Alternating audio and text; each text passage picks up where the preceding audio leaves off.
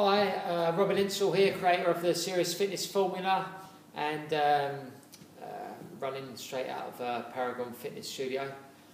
Today I've got some more great health and fitness related information for you.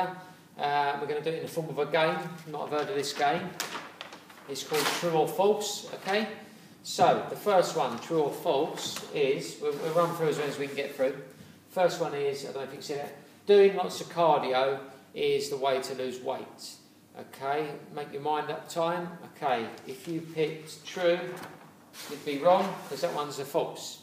Okay, most people when they're doing cardio only do enough to sort of burn, from their sugar stores.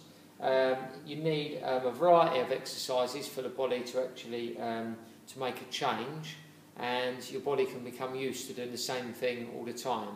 So you need a variety of exercises as well, so not just running or jogging or whatever you're doing cardio wise. You need to do some sort of body weight exercise, something to get your muscles working so that you can increase your metabolism by gaining some sort of lean muscle, and it'd be like weight training or resistance work, however it is, so that you can burn fat and lose weight. Okay, so that's the first one. What's the next one?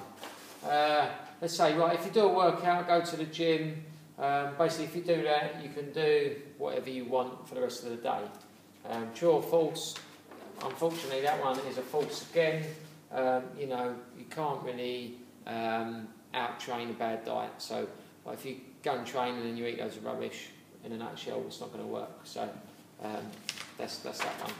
So, you've got to eat quite well as well. We're just going to skip through them little bits there. Okay, next bit. The stricter, the better when it comes to diets that actually work. What are we reckoning on that one? Make your decision, and I'm going to tell you that one is actually false. Okay, you need to be able to live a normal sort of life if any sort of plan is going to work. If it's too strict or too much hassle, you're just going to bin it off after a little while. Okay. Things like reward meals, or you can call them cheat meals, reward meals, are really good for you psychologically and also for your hormones. There's a hormone called leptin which makes you feel full. If you're eating the same stuff all the time, be it really, really, really good stuff or really, really, really rubbish stuff, that hormone can dumb down, and that means you won't get that feeling of that you're full. So you have to vary things up. So if you eat some good stuff, get your cheat meal in regular intervals, and that will help you as well. Okay, it's good for your brain. The more calories I cut out, the more weight I will lose. What are you reckoning? This one is another false. Sort of initially, yeah, you're going to lose a little bit of weight, but after this, it will actually cause you to sort of gain weight. So you hear so many people go on these drastic diets, 400 calories a day, blah blah blah, 3 shakes a day and whatever, and they're barely eating no calories. What happens in the end? You soon see that they basically balloon up again, can balloon up over a weekend. So I have to take different clothes from. So yeah, don't cut your calories really low. We'll get one more in, and then that'll do us for today. Fat is bad, or eating fat is bad. What do we reckon about that one? Getting the way this works. This one again is another false, another myth. Fat is actually good for you, and you actually need it. It sort of flushes out. When you take on like omega-3s, the good fats, that helps flush out the old fat from your fat cells, and and it replenishes it with the good stuff you need. Good sources of fat, omega-3s, are things like olive oil, coconut oil, and fish. They're all good for you. They've got disease-preventing benefits and properties, and so all real good.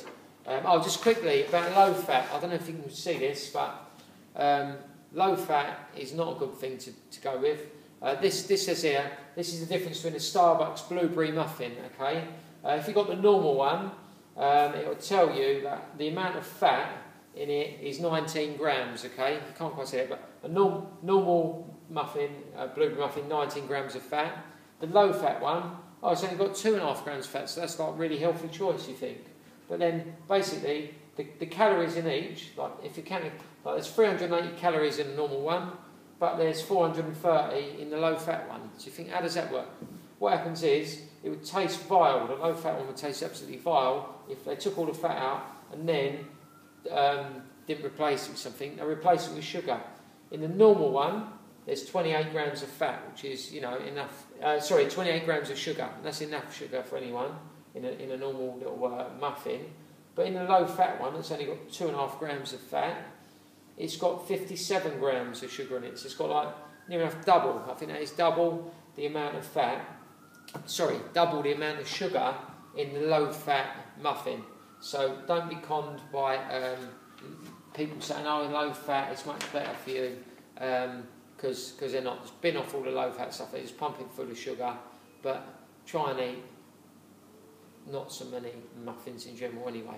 But good for a cheat meal all day. Alright, that's it for now. We'll catch up with you next week. Hope you enjoyed the video.